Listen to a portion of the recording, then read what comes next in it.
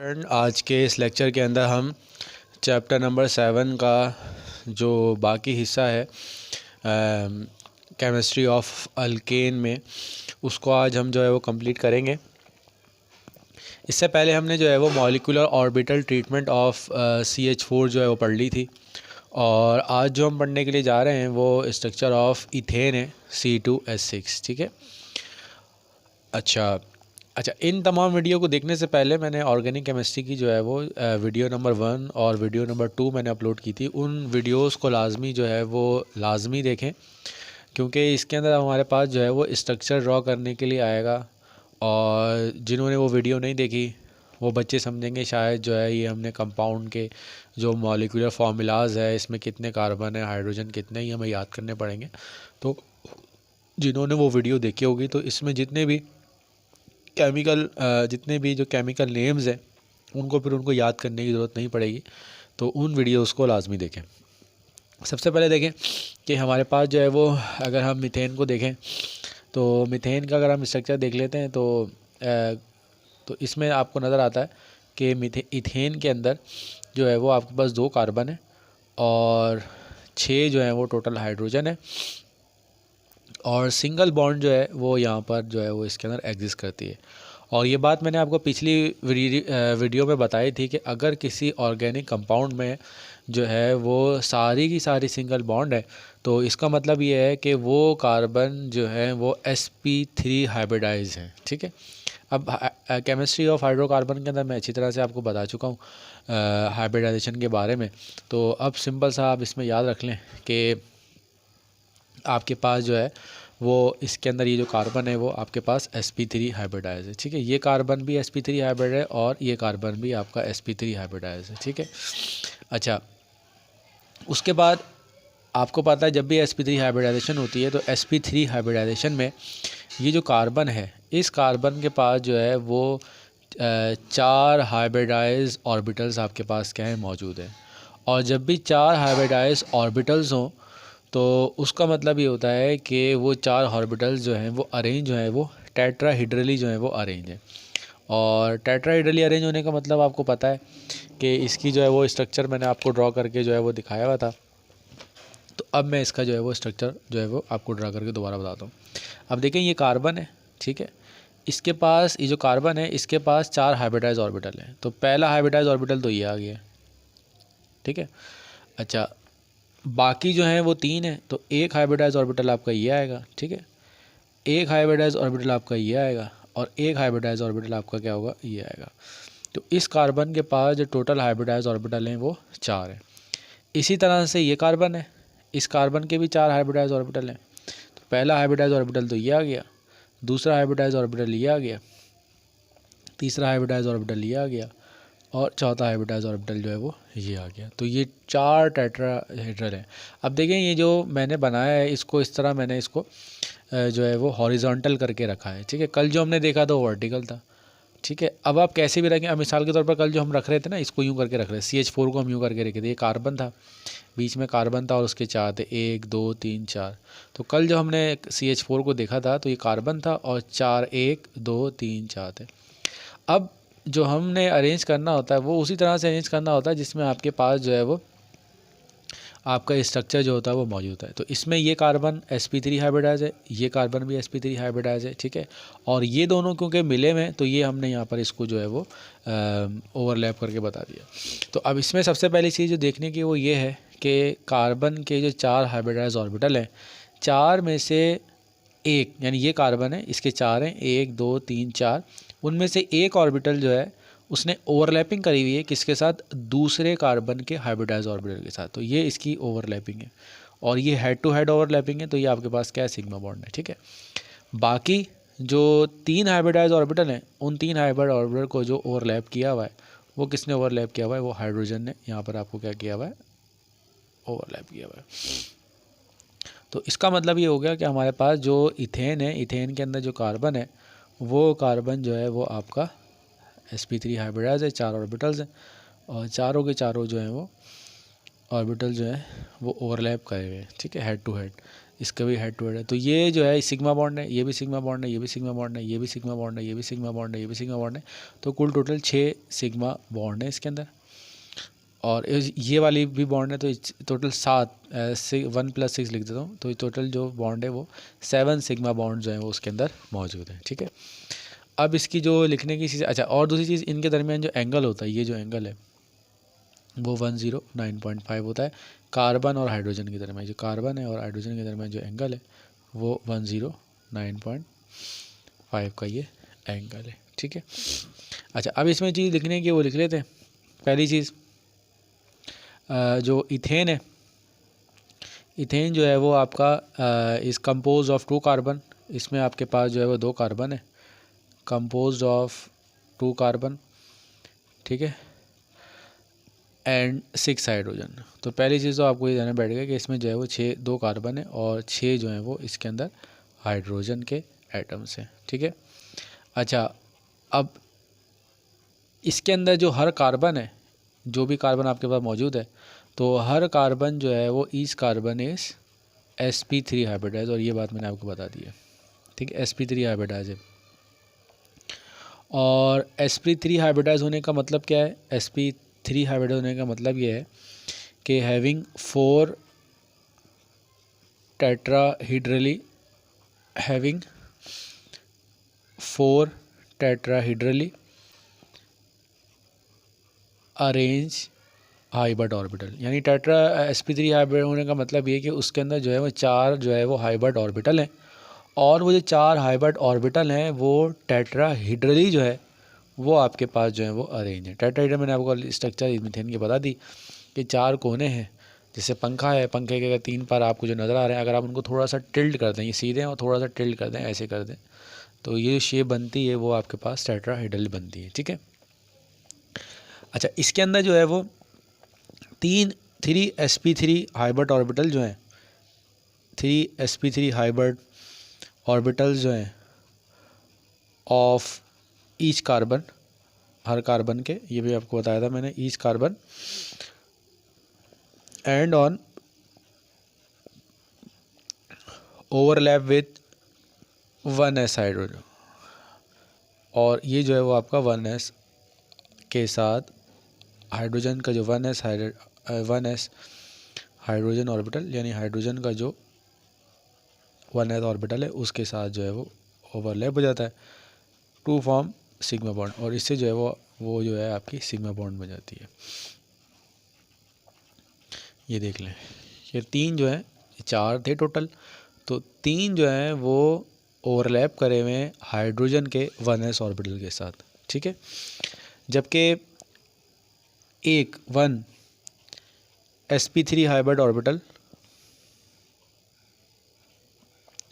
अब hybrid orbital of each carbon, यानी अब बाकी जो आपके पास कार्बन बचे हैं उनमें से हर एक में से एक जो है वो हाइब्रिड ऑर्बिटल जो है वो एक हाइब्रिड ऑर्बिटल बचा हुआ है, तो वो क्या करता है,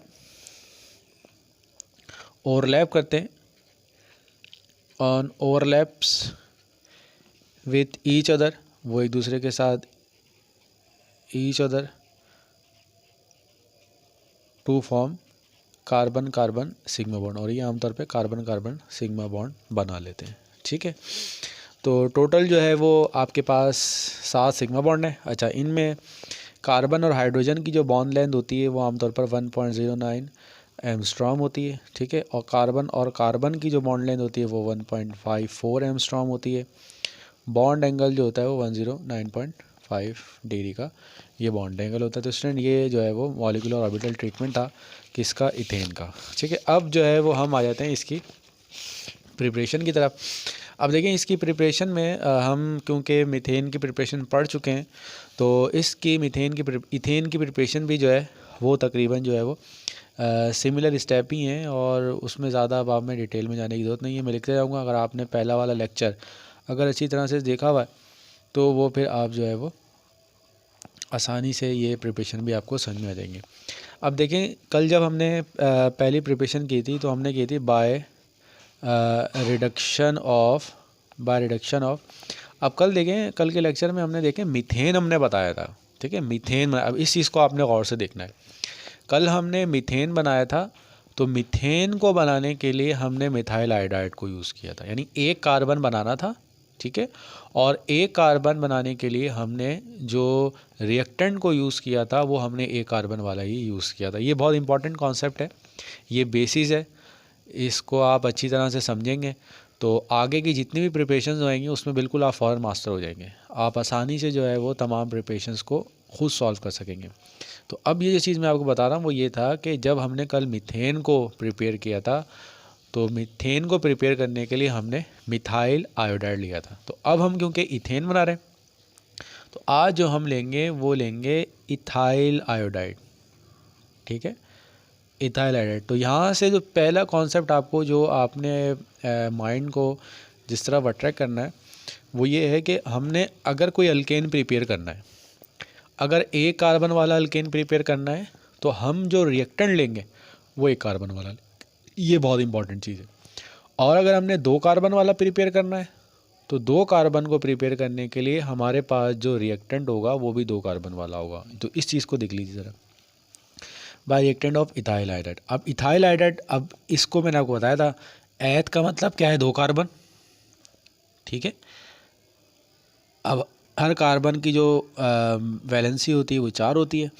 अब यहाँ पर देखें कि अगर मैं यहाँ पर भी हाइड्रोजन लगा दूँ तो ये तो इथेन बन जाएगा, ठीक है। अब हमें चाहिए क्या, इथाइल, तो एक हाइड्रोजन यहाँ पर आपका कम होगा और उस हाइड्रोजन की जगह क्या ऐड होगा, आयोडाइड होगा। तो ये बन गया आपका इथाइल आयोडाइड, ठीक है। अब हम इसकी रिडक्शन कर रहे हैं। अब हमारी रिडक्शन दो किस्म की थी, एक जो थी वो कैटालिटिक रिडक्शन थी और एक नेस्केन हाइड्रोजन की थी। तो यहाँ हम जो यूज़ कर रहे हैं वो जिंक और HCl को यूज़ कर रहे हैं। और आपको पता था, ये मैंने आपको बताया, दोबारा लिखने की ज़रूरत नहीं है। हाइड्रोजन प्रिपेयर होगा, उसमें से जो एक हाइड्रोजन होगा वो हाइड्रोजन इसके साथ ये करके हाइड्रोजन आयोडाइड बना लेगा, ठीक है। और जो दूसरा हाइड्रोजन होगा वो इस कार्बन पर जाकर यहाँ क्या हो जाएगा, अटैच हो जाएगा। तो स्टूडेंट ये बहुत ही सिंपल सी प्रिपरेशन थी, आपको जो है वो समझ में आ गई होगी क्योंकि आपने इथेन वाला लेक्चर देखा हुआ है। और इसकी आप जो है वो कंडेंस फॉर्म लिख लें, CH3 CH2 और I, ठीक है, और 2H, और पेपर में आपने यही लिखना होता है। और ये मैंने इसलिए ड्रॉ कराया ताकि स्टूडेंट आमतौर पे हाइड्रोजन लगाने में गलती करते हैं, तो इस तरह से शुरू से करेंगे तो कभी हाइड्रोजन लगाने में आपको जो है प्रॉब्लम क्रिएट नहीं होगी। और यहाँ जो है वो CH3 और ये हो जाएगा CH3 और ये हमारे पास हाइड्रोजन आयोडाइड। तो स्टूडेंट ये आपके पास था। तो इससे जो आपको पॉइंट क्लियर हो जाना चाहिए, सबसे अहम जो पॉइंट आगे आपको प्रिपरेशंस में भी यूज़ होगा वो ये है कि अगर आपने जितने कार्बन वाला हाइड्रोकार्बन प्रिपेयर करना है तो रिएक्टेंट में भी जो है वो हम उतने ही कार्बन वाला लेंगे। तो यहाँ तक आपको एक बात चीज़ ध्यान में बैठ जानी चाहिए कि इथेन को बनाने के लिए, यानी जो हाइड्रोकार्बन अल्केन है, अल्केन को बनाने के लिए हमें जो है वो अल्काइल हैलाइड चाहिए होता है। अल्काइल और हैलाइड, हैलाइड मीन हैलोजेंस हो सकता है कोई भी। कल हमने Cl लगाया था, आज हमने आयोडाइड लगा था, ये मर्ज़ी है आपकी। इसके बाद जो है वो कैटालिटिक है, कैटालिटिक रिडक्शन है। अब कैटालिटिक रिडक्शन में हम ज़्यादा टाइम कंज्यूम नहीं करेंगे, ये हमने पढ़ी हुई है, ठीक है। अब मैं ये वाली स्ट्रक्चर बिल्कुल ऐसे ही ड्रॉ कर रहा हूँ। ये आ जाएगा CH3 ये, और ये आ जाएगा H, ये आ जाएगा आयोडाइड। कैटालिटिक रिडक्शन मीन कि हम जो है वो हाइड्रोजन गैस को यूज़ कर रहे हैं, ठीक है। और इसमें जो है वो हम कैटलिस्ट भी यूज़ करते हैं। इस कैटलिस्ट का काम ही है कि इस बॉन्ड को ब्रेक करेगा।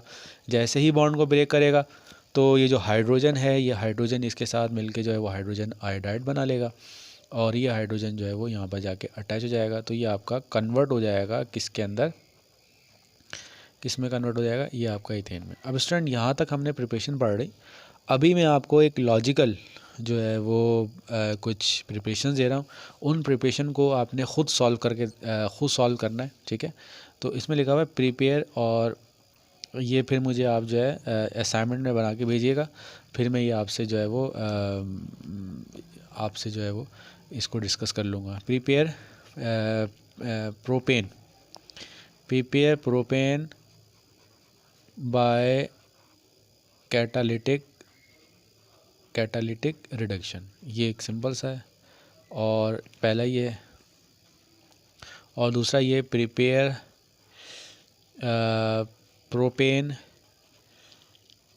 Bye नेस्केंड hydrogen. अब इसमें देखें, इसको सॉल्व करने के लिए हिंट दे रहा हूँ, हमें आपने सबसे पहले ये देखना है कि हमने कौन सा कंपाउंड प्रिपेयर करना है। हम क्योंकि अल्केन को प्रिपेयर करने जा रहे हैं, अल्केन को प्रिपेयर करने के 5 तरीके हैं और उन 5 तरीक़ों में भी मेंशन है कौन सा आपने बनाना है।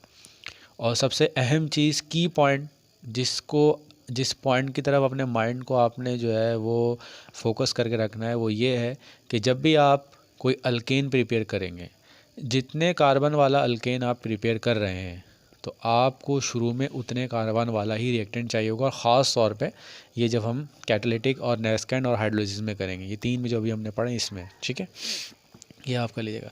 अच्छा, इसके बाद जो नेक्स्ट था वो हमारे पास था बाय इसका थर्ड तरीका जो है बाय द हाइड्रोलिसिस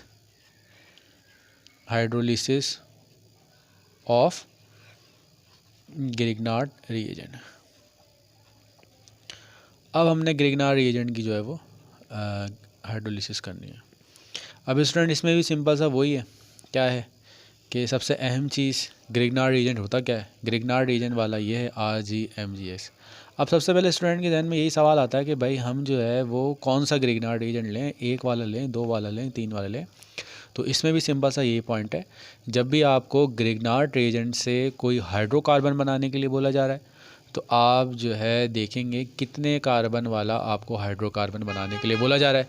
जितने कार्बन वाला हाइड्रोकार्बन आपको बनाने के लिए बोला जाएगा तो आप जो है वो उतने ही कार्बन वाला ग्रिग्नार्ड रिएजेंट यूज़ करेंगे। तो अभी हमें क्योंकि इथेन प्रिपेयर करना है, इथेन में आपको पता है कि 2 कार्बन होते हैं, तो ये आपके पास 2 कार्बन आपने ले लिए, ठीक है। और यह आ गया। स्टूडेंट जो गलती करते हैं ना वो हाइड्रोजन लगाने में गलती, इसकी बेसिस मैंने आपको शुरू में सिखा दी है, ठीक है। अच्छा, आपको पता है बराबर में मैग्नीशियम होता है, ठीक है, और यहाँ पर जो है वो आपका क्या होता है, कोई भी हाइड्रोजन है तो Cl आ जाएगा, ठीक है। अच्छा, इसकी मैंने आपको बताया था कि जो पूरा हिस्सा है ये पॉजिटिव होता है, ठीक है, और ये बाकी हिस्सा जो R वाला हिस्सा होता है ये हमेशा आपका क्या होता है, नेगेटिव होता है, ठीक है। अब हम हाइड्रोलिसिस कर रहे हैं तो हाइड्रोलिसिस में H और क्या होगा, OH होगा, ठीक है। तो अब यहाँ पर क्या होगा, अब आप प्रोडक्ट बता सकते हैं कि पॉजिटिव वाला जो है वो नेगेटिव की तरफ चला जाएगा, ये पूरा हिस्सा नेगेटिव है तो ये हाइड्रोजन इधर आके अटैच होगा और ये जो है आपका यहाँ पर आके अटैच हो जाएगा। तो अब मैं इसको पूरा कंडेंस फॉर्म में, अब मैं इसको ऐसे लिख देता हूँ,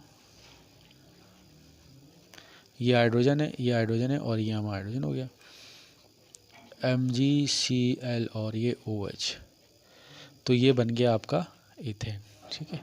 और अगर आपको कंडेंस फॉर्म में लिखना है तो कंडेंस फॉर्म में सिंपल सा, अच्छा मैंने यहाँ लिखा नहीं है कंडेंस फॉर्म, जैसे मैंने ये लिखी थी तो आपने भी बिल्कुल ऐसे ही लिख लेना, यहाँ मैंने लिखा नहीं है तो ये आप इसको लिख लीजिएगा, ठीक है। और इसका भी सवाल नोट कर लीजिए। इसका सवाल ये है प्रीपेयर प्रोपेन एंड ब्यूटेन, 2 मैं प्रोडक्ट दे रहा हूँ आपको बनाने के लिए, प्रोपेन अलग से बनाना है and butane bye hydrolysis of Grignard reagent. तो ये सवाल मैंने आपको लिख दिया है, ठीक है। ये तो तकरीबन वही सारी चीज़ें थी जो अभी हम पढ़ के आ रहे थे और ये मुझे उम्मीद है आपको समझ में आ गया होगा। अब स्टूडेंट आज हम एक नया केमिकल रिएक्शन जो है वो पढ़ने जा रहे हैं और वो केमिकल रिएक्शन जो है बहुत आम तौर पर पेपर में वो ख़ास तौर पर आता है, बहुत आसान सा है। सबसे पहले देखें, उस रिएक्शन का नाम है वुड्स रिएक्शन। वुड्स रिएक्शन इसका नाम है। अच्छा, अभी देखें हमने जितने भी मेथड्स पढ़े हैं, इस चीज़ को आपने दिमाग में बिठाना है। अभी तक हमने जितने भी मेथड्स पढ़े हैं उन तमाम मेथड्स में हमने जितने कार्बन का जो है वो प्रोडक्ट बनानी है उतने ही कार्बन वाला रिएक्टेंट जो है वो जो होता है वो हमें चाहिए होता है। अब वुड्स रिएक्शन की खसूसियत देखें क्या है। सबसे पहली चीज़ तो याद रखें कि वुड्स रिएक्शन के अंदर जो है वो हम 2 मटेरियल यूज़ करते हैं। एक तो हम यूज़ करते हैं अल्काइल हैलाइड, और अल्काइल हैलाइड का मतलब कोई अल्काइल चेन है, कार्बन है और साथ में कोई हेलोजन है। जैसे मिसाल के पास CH3X, ये आपके वाल का, ये CH3 CH2, ये हमारे पास कोई भी आता है तो इसका नाम हम कह देंगे कि ये हमारे पास मिथाइल क्लोराइड है या क्लोरोमीथेन है, और ये हो जाएगा इथाइल क्लोराइड। अगर 3 वाला होता तो वो 3 है। अब स्टूडेंट इसमें बहुत गौर से आपने देखना है। तो पहली चीज़ तो आप वुड्स रिएक्शन के बारे में समझ में आ गए, ये ग्रिग्नार्ड रिएजेंट नहीं है, ये अल्काइल हैलाइड है। अल्काइल के साथ कोई हैलोजन आना चाहिए, सबसे पहली चीज़ तो याद है। दूसरा, इसके अंदर हम जो यूज़ करते हैं ना वो मेटल यूज़ करते हैं, सोडियम मेटल, सोडियम मेटल हम यूज़ करते हैं, ठीक है। अच्छा, अब इसका सबसे पहले ना मैकेनिज़्म समझते हैं। आप जब मैकेनिज़्म समझ जाएंगे तो आपको रिएक्शन समझना आपके लिए क्या हो जाएगा, आसान हो जाएगा। अच्छा, अब देखें, मैंने आपको बताया कि वुड्स रिएक्शन है,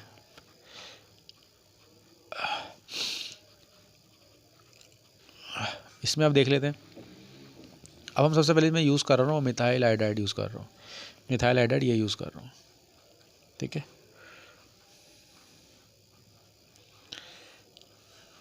और ये सोडियम है और यहाँ इथर जो है वो यूज़ किया जाता है। अब इसका सबसे पहले मैकेनिज़्म समझें क्या है। मैकेनिज़्म ये है कि भाई ये जो सोडियम मेटल होता है ना, ये सोडियम मेटल जो है बहुत ही रिएक्टिव मेटल है, और अगर इसको कोई नॉन मेटल नज़र आएगा, ख़ास तौर पे हैलोजेंस, तो ये क्या करता है, फ़ौरन इन हैलोजन को क्या करता है, इन हैलोजन के साथ ये कर लेता है।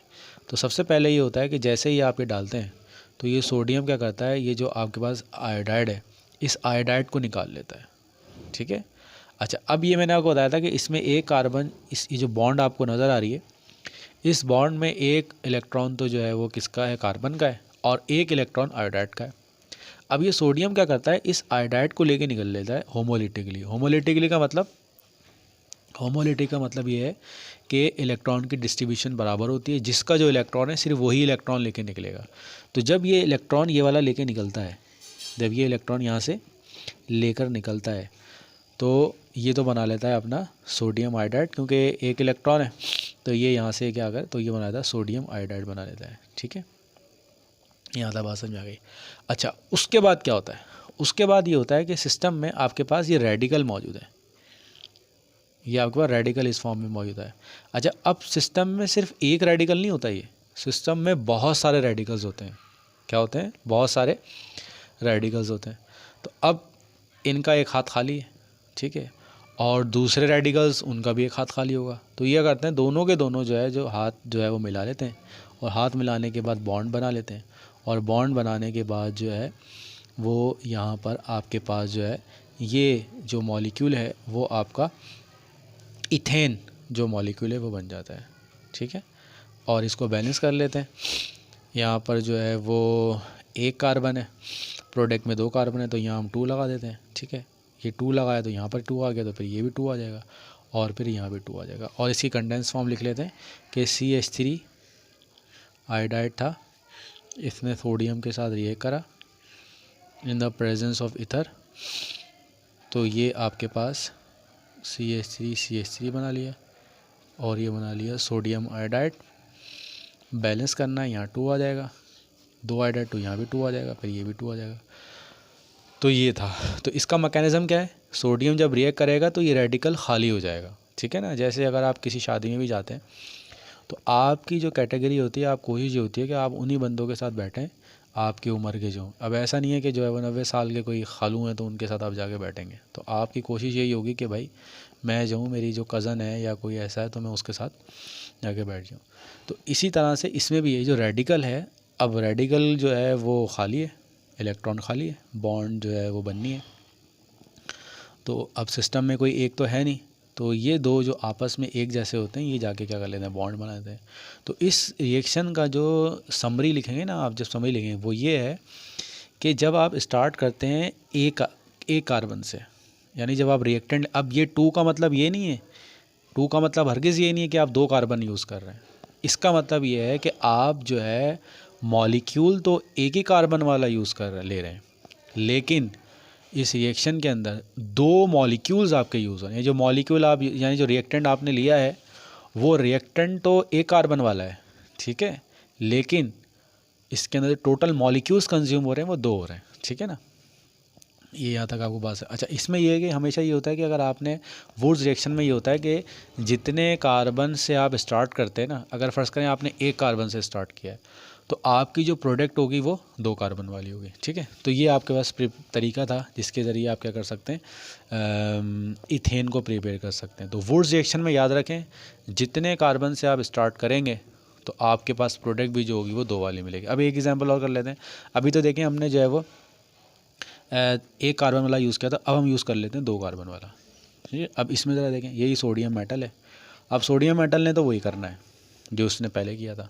इसमें से क्या करेगा, इसको निकाल लेगा।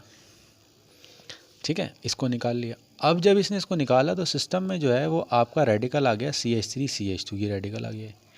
अब ये एक रेडिकल नहीं है, बिलियंस ऑफ रेडिकल्स आपके पास मौजूद है। तो अब सिस्टम में एक और बराबर में भी एक और होगा, ऐसा होगा ना एक। ठीक है, तो ये दोनों आपस में जो है वो कंबाइन होके, ये जब दोनों आपस में कंबाइन होंगे, कंबाइन होने के बाद जो मॉलिक्यूल बनेगा वो CH3 CH2 और CH2 और CH3। यानी अब यहाँ पर देखें, आपने स्टार्ट 2 से किया था, लेकिन अब प्रोडक्ट जो आ रही है, अब प्रोडक्ट आपके पास क्या है, प्रोडक्ट आपके पास क्या है, ब्यूटेन है। यानी 2 कार्बन से स्टार्ट करोगे तो आपके पास क्या आ जाएंगे, 4 कार्बन आ जाएंगे। बैलेंस कर लो, बैलेंस हमेशा याद आएगा, 2 आएगा, 2 आएगा तो फिर यहाँ पर भी 2 आ जाएगा और फिर यहाँ पर भी आपका क्या हो जाएगा, 2 आ जाएगा।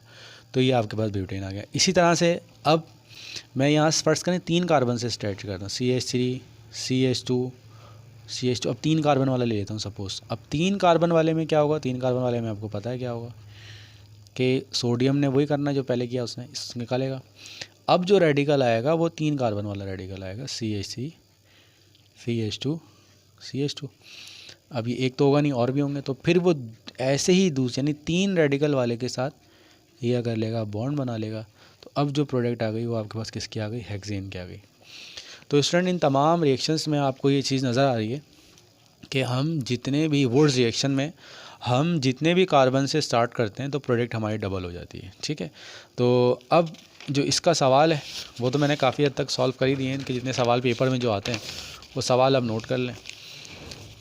Prepare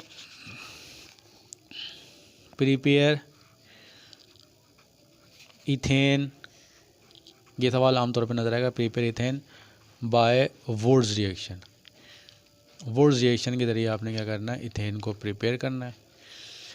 prepare butane by Wurtz reaction.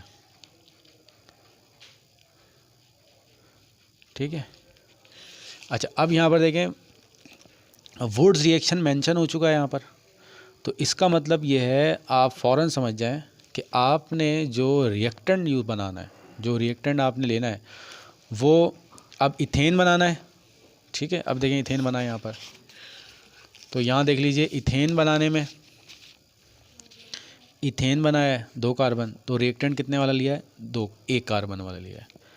अब इसमें क्या लिखा हुआ है, prepare butane by Wurtz reaction. ठीक है, तो वुड्स रिएक्शन से ज़रिए ब्यूटेन बनाना है, 4 बनाना है। तो आपको पता है ब्यूटेन अगर 4 कार्बन वाला बनाना है, 4 कार्बन बनाना है तो आपने जो रिएक्टेंट्स लेंगे वो। अब इसका जवाब यही, ये पहले वाली जो सवाल लेगा, पहले वाले का जवाब ये है, दूसरे वाले का जवाब जो है वो ये है, और तीसरे वाले का जवाब ये है। तो इसमें लिख लें प्रिपेयर हेक्सेन, ये अब आपने लाइन से लिखना है, प्रिपेयर हेक्सेन। अब हेक्सेन बाय वुड्स रिएक्शन, ठीक है। अब वुड्स रिएक्शन का मतलब ये है कि हेक्सेन 6 कार्बन बनाने, तो 6 कार्बन बनाने के लिए आपको जो है वो रिएक्टेंट जो है वो 3 लेंगे। तो यहाँ से सिंपल सा शॉर्टकट है कि जब भी आपके पास वुड्स रिएक्शन आएगा, ठीक है, तो वुड्स रिएक्शन में जितने कार्बन लोगे वो उसके डबल हो जाएंगे। अगर 2 कार्बन लोगे तो वो कितने हो जाएंगे, 4 हो जाएंगे। अगर 3 कार्बन लोगे तो वो कितने हो जाएंगे, 6 हो जाएंगे। ठीक है, पहली चीज़ तो हमने ये समझी। और जो तीसरी सबसे अहम चीज़ है वो ये है कि वुड्स रिएक्शन में हमेशा इवन नंबर ऑफ कार्बन वाला आपके पास आता है। यानी आप 2 कार्बन वाला बना सकते हैं, 4 वाला बना सकते हैं, 6 वाला बना सकते हैं, 8 वाला बना सकते हैं, 10 वाला बना सकते हैं। यानी आपके पास जो है जो प्रोडक्ट आप बना सकते हैं 2 कार्बन वाली बना सकते हैं, आप जो है वो 4 वाली बना सकते हैं, ठीक है। आप जो है वो 6 वाली बना सकते हैं, लेकिन कभी ऐसा नहीं होगा कि आप 3 वाली बना दें। क्यों 3 वाली इसलिए नहीं बना सकते आप कि 3 के लिए बनाने के लिए आपको 1.5 कार्बन चाहिए होगा, और कभी 1.5 कार्बन होता नहीं है।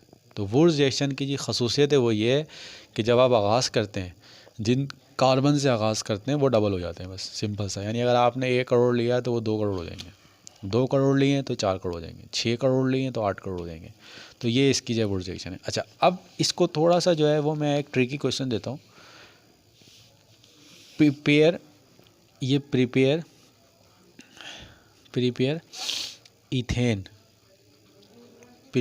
इथेन बाय वुड्स रिएक्शन, ठीक है।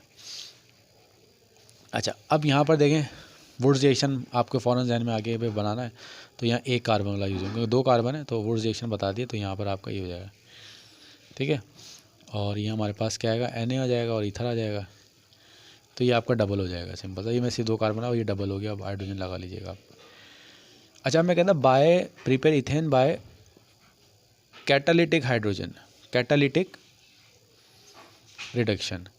अब कैटालिटिक रिडक्शन में ये खसूसियत थी कि जितने कार्बन बनाना है ना, उतने ही कार्बन वाला रिएक्टेंट चाहिए होगा।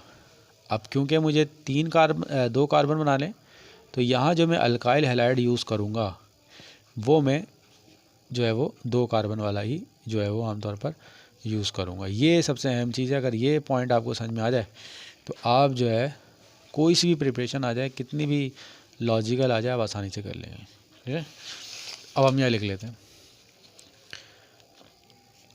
ग्रिग्नार्ड रिएजेंट हो, ठीक है, रिडक्शन हो, ठीक है, रिएक्शन 2 रिडक्शन पड़ी थी, कैटालिटिक और वो, और तो इनमें जितने कार्बन शुरू में होते हैं प्रोडक्ट भी उतने ही कार्बन वाली होती है। अगर 1 कार्बन होगा तो प्रोडक्ट भी 1 वाली होगी, 2 कार्बन होंगे तो प्रोडक्ट भी आपके पास क्या होगी, 2 कार्बन होगी। जबकि वुड्स रिएक्शन के अंदर ये होता है, वुड्स रिएक्शन में जितने कार्बन है प्रोडक्ट आपके पास डबल है। ये चीज़ जहाँ तक हमारे पास थी, जो आज के रिएक्शन में हमने जो है वो पढ़ ली, ठीक है। अच्छा, इसके बाद सेकंड रिएक्शन, एक रिएक्शन हमने पहले ही पढ़ा था, बाय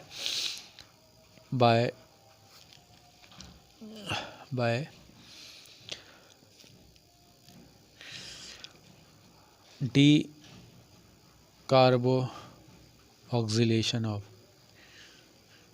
कार्बोक्सिलेशन। ये रिएक्शन हमने पहले ही पढ़ा था। अब कार्बोक्सिलिक एसिड मैंने आपको बताया था कि भाई जो है वो हम एसिडिक एसिड यूज़ करते हैं। एसिडिक एसिड जैसे आपको पता है कि एसिडिक एसिड जो है वो हमारा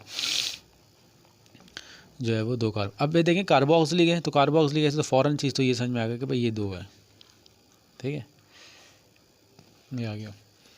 और कल हमने जो है वो 2 कार्बन वाला यूज़ किया था, आज जो हम क्या यूज़ कर रहे हैं वो ये। अब डी कार्बोक्सिलेशन इसलिए कहते हैं इसको, और यहाँ सोडियम एसीटेट होता है। कल बताया था मैंने आपको, यहाँ पे सोडियम आ जाएगा। कल मैंने आपको बताया था कि भाई जब हम इसको सोडा लाइम के साथ ये करवाते हैं तो होता ये है कि ये जो पूरा हिस्सा है carbon, D carboxylation mean the removal of carbon dioxide, तो ये जो पूरा हिस्सा है ये इसके साथ मिलके जो है वो सोडियम कार्बोनेट बना लेता है, ठीक है। और ये जो हाइड्रोजन है ये यहाँ पर जाके आपका अटैच हो जाता है, तो ये बन जाता है CH3 और CH3। अब स्टूडेंट इसमें जो चीज़ आपने नोट करनी है डी कार्बोक्सिलेशन में, वो ये है कि जो एसिड आपने लेना है, एसिड कौन सा लेना है, 2 कार्बन वाला लेना है, 3 कार्बन वाला लेना है, 4 कार्बन वाला लेना है, कितने वाला लेना है। तो इसमें चीज़ आप नोट कर लें कि देखें आप एसिड 4 वाला लें, 5 वाला लें, उनमें से 1 कार्बन ने ज़ाया हो जाना है, ठीक है। अब फ़र्ज़ करें मैंने यहाँ पर 3 कार्बन वाला लिया था एसिड, सोडियम एसीटेट सॉल्ट, इसका 3 कार्बन वाला लिया, तो 1 कार्बन तो इसका क्या हो गया, वो लॉस हो जाएगा हर जगह, क्योंकि कार्बन डाइऑक्साइड ने रिमूव होनी है, एक ने। अब बाकी जो प्रोडक्ट आएगी वो क्या आएगी, वो बाकी प्रोडक्ट ऐसी आएगी कि 1 कार्बन, अगर आपने रिएक्टेंट 3 वाला लिया है तो आपके पास प्रोडक्ट जो है वो 1 कम आएगी। तो इसका भी रूल सुन लें, क्या है, ग्रिग्नार्ड रीजन का समझ में आ गया, 1:1 है। इसमें क्या है 1:2 है, तो और इसमें क्या है कि हमेशा आप 3 वाला लेंगे तो प्रोडक्ट कितनी वाली आएगी, 2 वाली आएगी। 2 वाला लेंगे तो प्रोडक्ट कितनी आएगी, 1 आएगी। तो ये इसका जो बनेगा वो, अगर आप 5 वाला लेंगे तो आपका प्रोडक्ट जो होगी वो 4 वाली आएगी। ठीक है, तो ये सबसे अहम चीज़ है कि कितने कार्बन आपने लेने और कितने कार्बन लेने के बाद जो है आपके पास जो प्रोडक्ट है वो कितनी आ रही है। ठीक है, अच्छा अब मैं एक लिख रहा हूँ, प्रिपेयर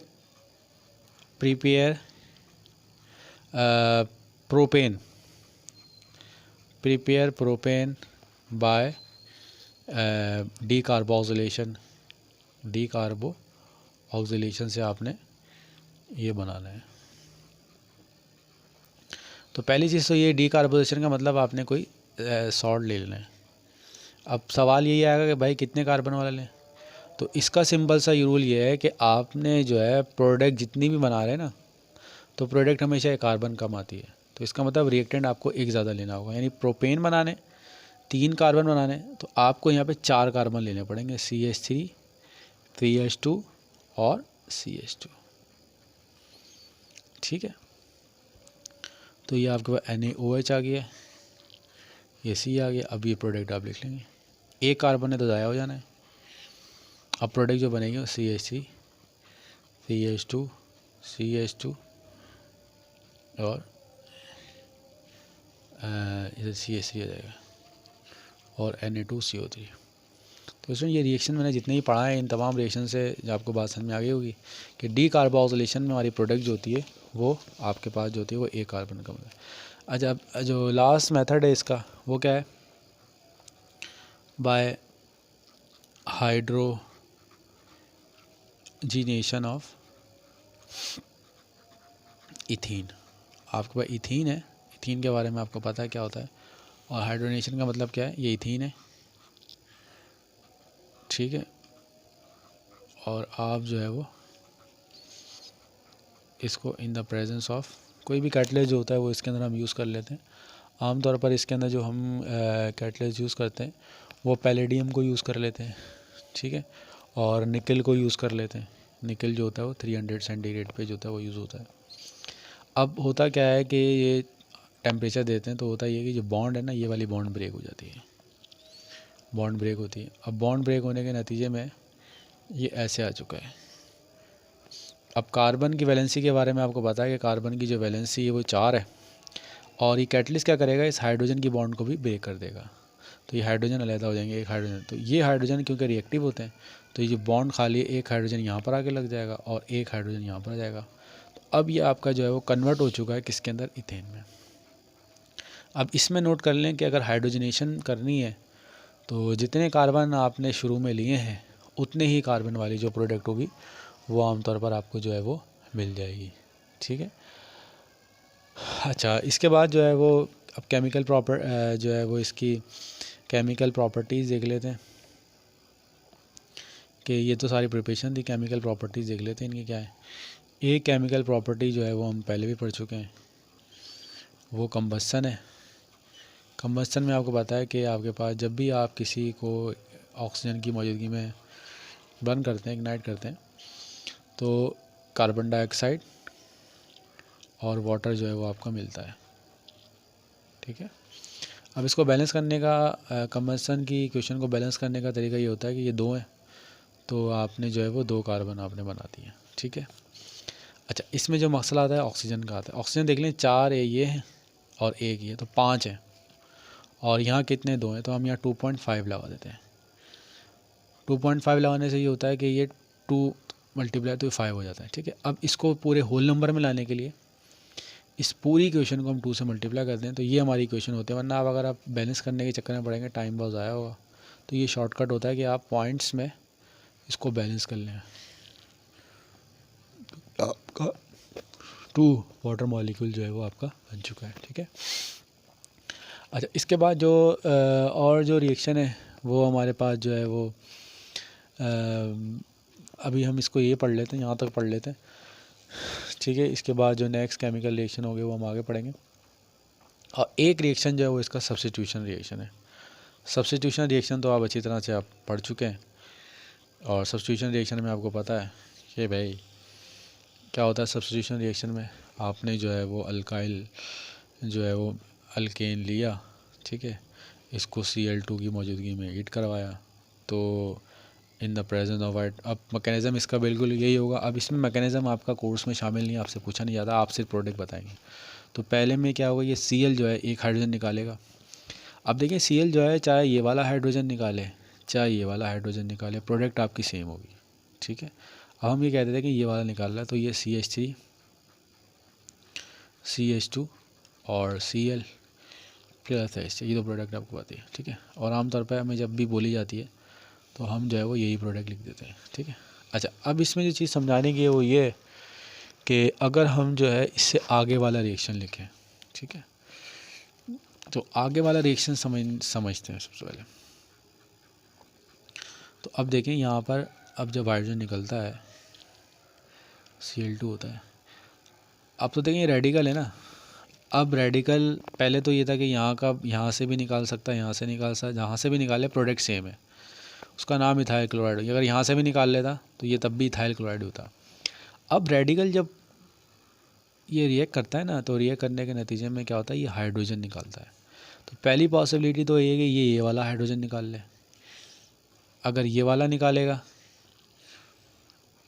तो इसका जो नाम होगा वो क्या बनेगा, पहले कार्बन है 1,1 डाई क्लोरो इथेन, ठीक है। और अगर यहाँ से निकालेगा तो ये आपका जो बनेगा वो क्या बनेगा, 1,2 डाई क्लोरो इथेन, ठीक है।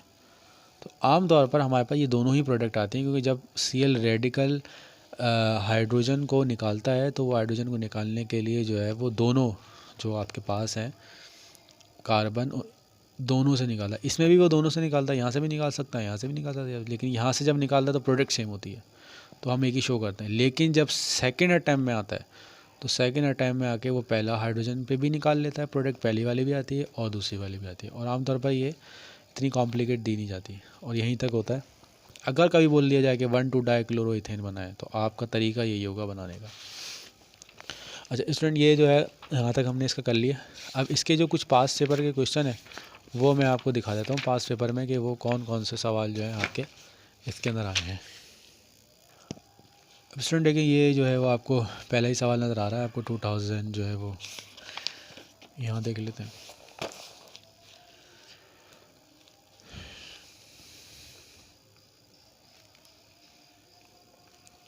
ये सवाल जो है वो पेपर में आया था शॉर्ट क्वेश्चन आंसर में, और structure of 2 organic compound A and B, एक ये है और एक ये दिया गया है, ठीक है।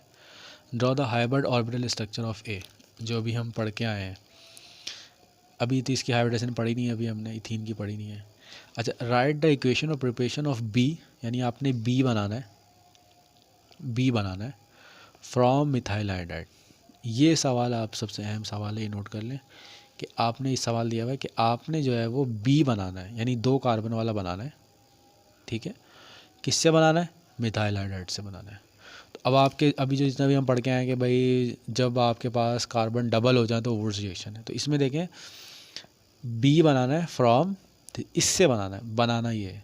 तो इसका जो जवाब है वो यही है कि वुड्स रिएक्शन वाला है, कि आप जो है इससे स्टार्ट करेंगे और वुड्स रिएक्शन में सोडियम और जो है वो उसका ईथर लेंगे तो वो कन्वर्ट हो जाएगा किसके अंदर, इसके अंदर। तो ये अभी हम पढ़ चुके हैं। अच्छा, इसके बाद अभी हमने जो है वो ये वाला ethyl chloride react with sodium metal. अब इथाइल क्लोराइड का मतलब वही 2 कार्बन वाला हैलाइड है और वो सोडियम मेटल के साथ ये कर रहा है, जो मैंने अभी इक्वेशन लिखवाई भी थी आपको। तो उसमें क्या होगा कि सोडियम मेटल, फ़ौरन समझ जाएं कि ये वुड्स रिएक्शन वाला सवाल है, और ये वुड्स रिएक्शन, ये सारे आपने मुझे अभी असाइनमेंट में सॉल्व करके लिखाने हैं। Draw and explain the orbital structure of ethene, तो अभी हमने पढ़ा नहीं है। इसके बाद देख लें, इसके बाद है देखिए methyl hydride is treated with sodium metal, वो ये मिथाइल हाइड्राइड है। अब एक कार्बन से सोडियम को देखते ही पहचान गए आप। अच्छा, अगर इसमें जो होता है वो जिंक होता है और HCl होता तो फिर आप समझ जाते हैं कि भाई ये नेस्केन हाइड्रोजन है, ठीक है। अच्छा, इसके बाद जो है वो और सवाल देख लेते हैं, ठीक है। यहाँ से जो है वो और सवाल,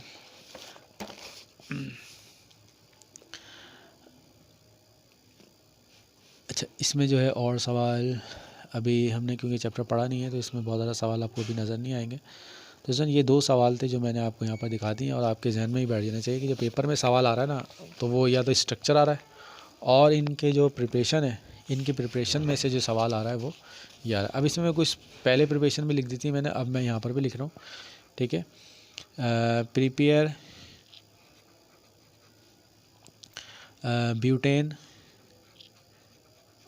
ब्यूटेन बाय इथाइल आयोडाइड। ये अब आपका होमवर्क है जो आपने करना है, ठीक है। प्रिपेयर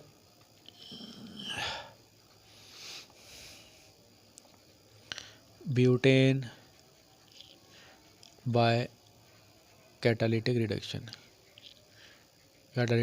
से ही बनाना है हमने, ठीक है। अब इनके सवाल है जवाब मैंने आपको पहले मेंशन कर दिए, अगर आपने सही से लेक्चर सुना तो आप आसानी से जो है वो उसको सॉल्व कर सकते हैं। प्रिपेयर अब इसको लिखते हैं hexane, prepare hexane by Wurtz reaction, ठीक है। ये एक सवाल हो गया। प्रिपेयर प्रोपेन बाय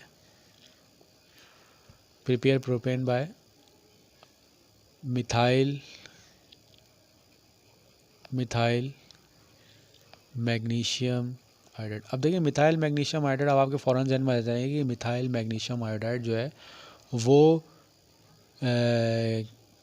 किस रिएक्शन में यूज़ हो रहा था। तो ये मिथाइल मैग्नीशियम आयोडाइड आपको पता है क्या, ये ग्रीनहार्ड एजेंट है, तो ये कर लीजिएगा। Prepare ethane by ethene. तो ये 5 प्रिपरेशन है जो मैंने आपको दी हैं, इसको जो है वो आप सॉल्व कीजिएगा।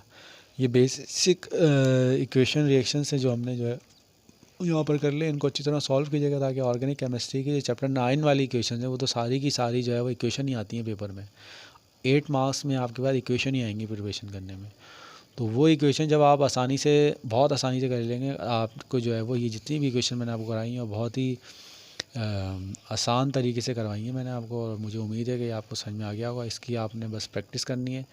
और ऑर्गेनिक केमिस्ट्री को समझने के लिए 2 लेक्चर मैंने अपलोड किए हैं यूट्यूब पर, उनको लाजमी देखें। वो देख लेंगे तो आपको जो है वो ऑर्गेनिक केमिस्ट्री की बेसिस आपको समझ में आ जाएगी। और दूसरी चीज़ ये कि नॉमेनक्लेचर जो हैं इसके, उनकी वीडियोस आप देखते रहें ताकि जब हम 9 चैप्टर में जाएँ ना तो आपको फिर नॉमेनक्लेचर में कोई प्रॉब्लम क्रिएट ना हो।